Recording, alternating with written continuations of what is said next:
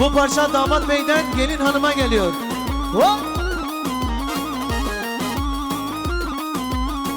Uyan güzel, aç gözünü, dinle aşığın sözünü. Uyan güzel, aç gözünü, dinle cihanın sözünü. Sana vermişim özümü, benim ay kızım sultanım.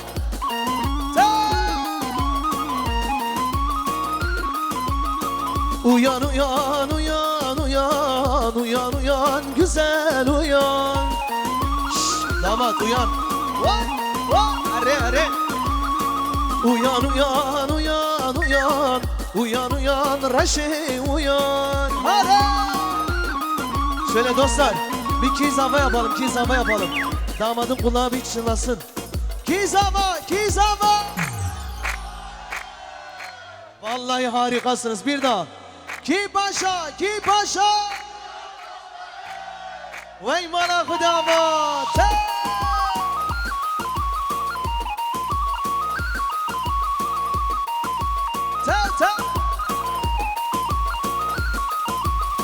Vuruldum sana düşümde, hem baharım hem kışımda.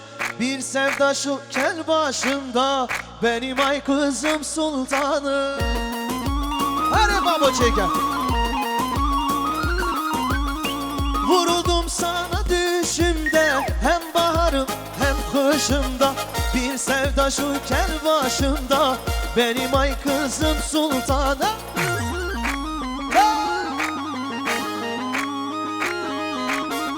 Uyan uyan uyan uyan uyan uyan güzel uyan.